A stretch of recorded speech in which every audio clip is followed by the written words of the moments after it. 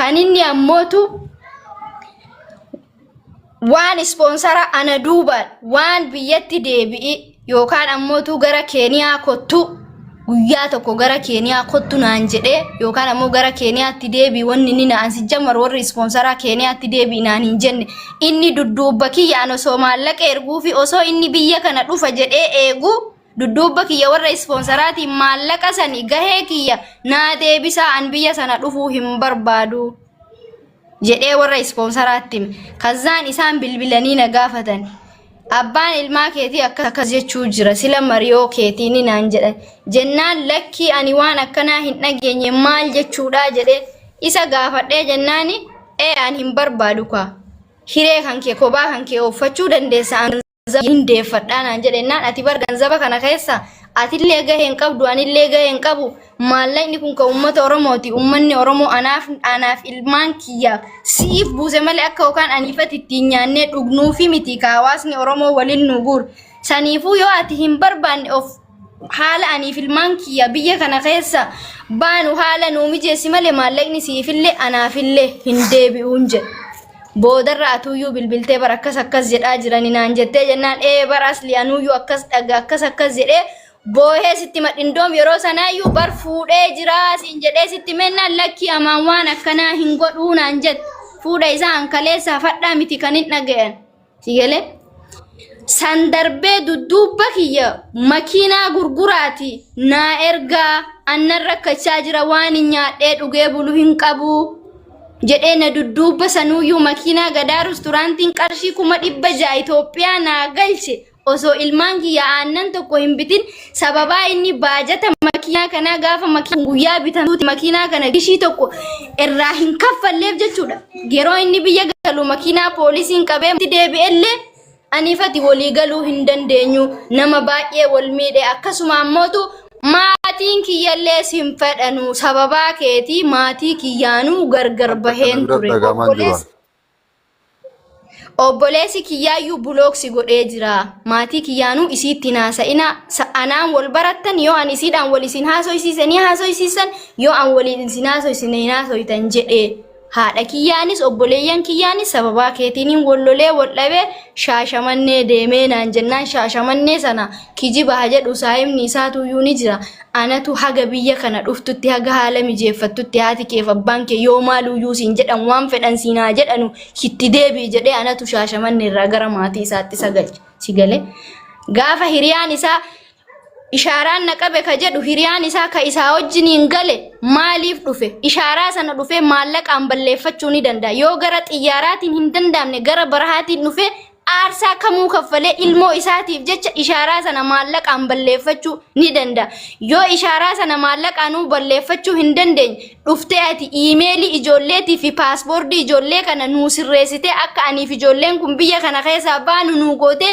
gara Itoophiyaatti deebi'uu ni dandeessaan jedhe ka inni ammoo Itoophiyaa kottu naan jedhe waan Itoophiyaallee naan hin haasofne sigalee Itoophiyaa gallee jireenya akkas jiraannoonni naan jedhan jiru ka inni immoo mana jedhu mana ijaarratee qaba ka jaartii akka fuudhee amane mana akkamitti namanne namni mana hin qabne jaartii akkamitti fuudhe sigalee ani walumaa galattuu si jammar dubartii akka keetiitti wajjin jiraachuu hin barbaadu dubartii akka keetii sibiilli garaa isii keessa jiru ammaalin itti godha durba ana fakkaatu jedhe jaartii ima kennanii fi si fuutiyyaa jaartii rakkataa biyyatti gabaabsi si huyye dhiifama afaan kaleetti qabe amaan deebi hawaasa Oromoo ankuleessas wanni ani isiniin jechaa ture rakkoon kiyya kana kuno inni nuu badii isaa ofitti amanee jira an fuudhee jira isiniin jedhe namni tokko osoo mana hin qabaatin osoo qabeenya hin qabaatin namni biyya baqaa keessa waggaa meeqa taa'ee gale wanti inni jaartii mana haadha ofii fi mana abbaa ofitti fuudhu hin jiru maallaqa isin kaleessa naa guurtanii isinii galee an wanni girishii irraa fayyadame hin jiru kinoo jaartii ittiin fuudhee jira ifi isinii amane girishii irraa fayyadame hin jiru sagalee deddeebi'aara gabaabsisiifu as biyyatti jaartii tolallee namaa kennan yoo alaa galan waan jaartii kun agas maraa miti ati gabaabsu jaartii wanni akkas jedhu hin jiru jaartii namni yookaan goommanaa miti yookaan duqeetii miti kan namni useetuma kennuuf si galee anammas dhimmi jaartii isaa nan galchu si galee nama jireenya isaa keessaa na baase an dirqiin jireenya kee keessa na galchi hin jedhu amma ilmaan kiyya kana isinii galee ilmaan kan koo kana jireenya Doktor, akkamii akka dabare jiraachuu nu dhaabsisiiti waa shaangullitti miti dabare nu kennisiisi doktor. Al tokko. gabaabsi yaani jira bar gabaabsi. Sifu Ani gaa amma qoya al wanni tokko yaada haasa'uu kennan. barbaade asirratti haaso'itanii dhiisuu qofa osoo hin ta'in an dhimmi kiyya dhimma inni jaartii fuuchuu fi dhimma isinii akkuma haasa'anii ajandaa maallaqa barbaaddee haaso'ite ka jedhan sana osoo hin ta'in dhimma ilmaan kiyyaa kana adaraa oromummaa adaraa islaamummaa ilmaan kiyya kana akka naa gootan naa godha amaanaa guyyaa qiyaamaa isinitti kennadhee jiraan. Rabbi khayri haa Fattee godhu jirti. hundumaafuu Barakatillee jirti. Isin bar haasa'e isin sirreessa. Ilaa. Gamana amaan laal as biratti asli wannan dubbachuu barbaadu maali beektaa jalqaba irraallee ani akka isin himattu isin gaafadhee ture gaafii na gaafattee gaafii sanii sii deebise. Siigalee jalqaba irraallee akka isin himattu barbaade siigalee miti an. Haasawa kana waan isin irra dhaga'uu barbaaduuf anillee deebisaan isii deebisuu barbaadu. Deebisama kana guutuu isii dhageeffadhe jechuudha. Akkuma isin duubarraa haasofte san duubarraa waan jiru guutuu isin haasa'ee isin qulqulleessee waan jirtu achi booda murteessitan qabrii teessaniif siigalee namuu qabrii isii waliin adda gala namni waliin galu hin jiru. Namuu dhugaaf dhaabata. Anaafillee miti isiifillee miti dhugaa ilmaaniitiif dhaabataa jirtanii. Ilmoon dara dubbannee ilmaan teennatti hin gallu yoo kan jettan taate anillee ammoo tuyyuu waan jirtu suutarraa bakka kana sadarkaa nuun ga'e akkuma isin himatte san anillee himachuu barbaada dubbachuu barbaada.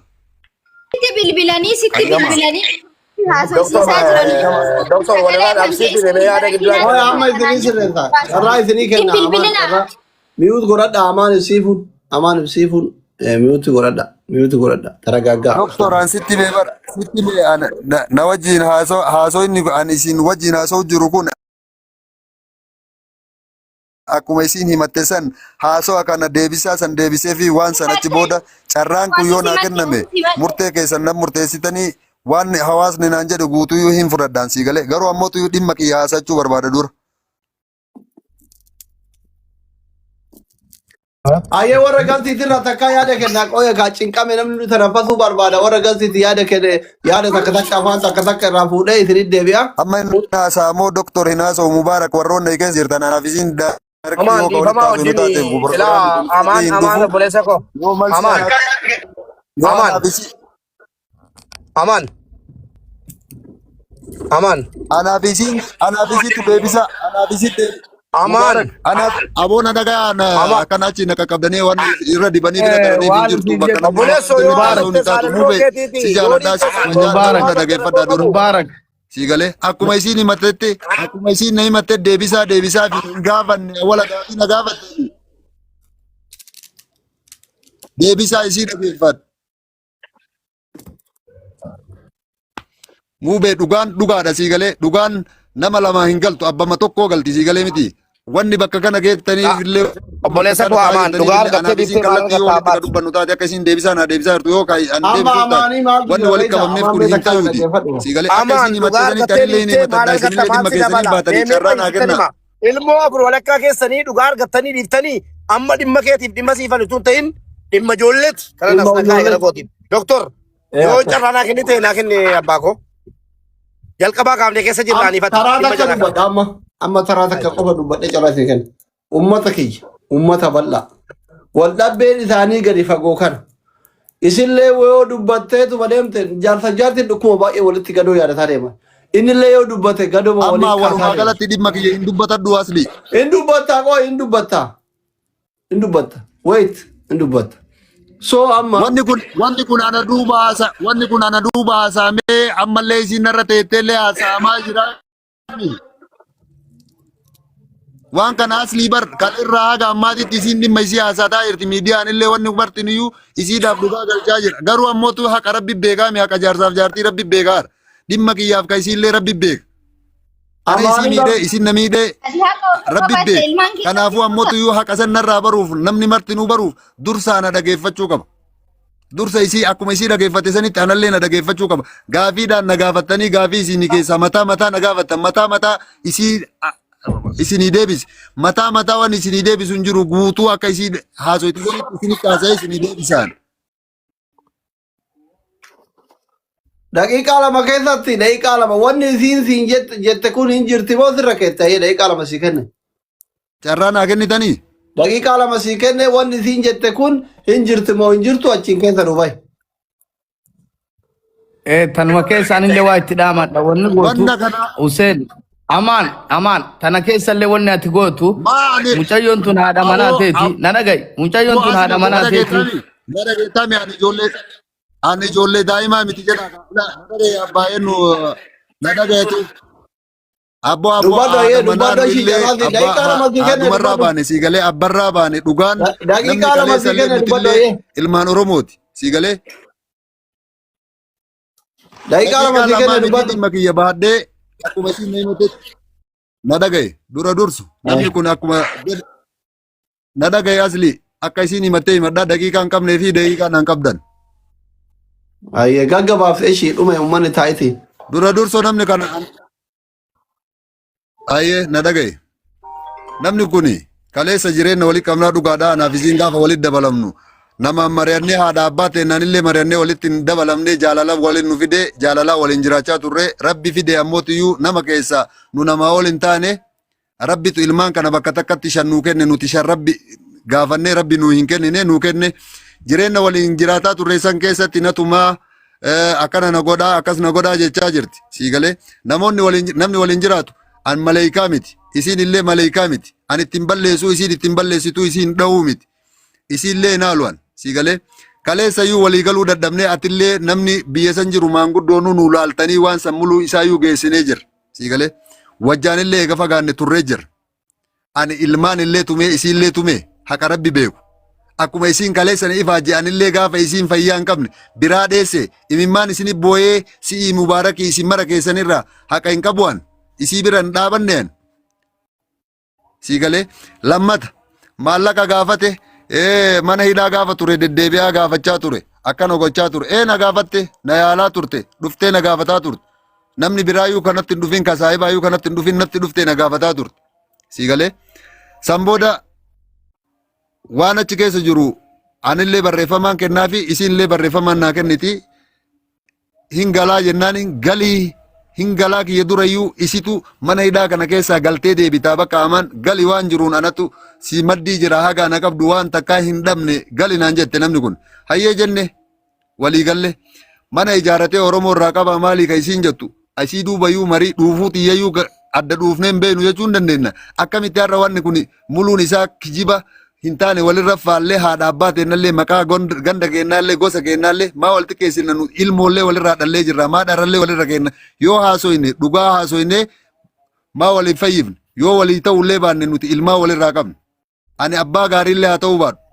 siigalee haa isiillee fayyaduu baadhu haa na fayyaduullee baadhu siigalee miti ani isiillee miine isiinillee nan miine garuu ammootiyyuu hayxi jirtu namni kun gaafa an biyya galurraa hedduu isii kadhadheen siifu sibiilaan na arrabse jetti sibiila garaa keessa jiru rabbi arraba kiyya na haa lugaamu an jecha takkittii jedheen jecha tana ammoo abbaa hujuutii atii fi aslii fi abbaan hujuun beeka gorsa gorse an osoo waliin jirru waggaa 3 anaaf siifu wajjaan ba'uun har'a wajjaan hin baane waggaa 3 guunnee jirranu eega gargar iyyuu baan siifu xabaasaa tana anaaf jecha argatte anarratti argatte gorsa wal gorfanne mana keessa teennee algaarra waliin ciifnee nama kana haasoyne ani taasa isii bira ciiseeti siifu anaaf jecha xabaasaa kana argite anaaf jecha gizee takkarrallee lamarra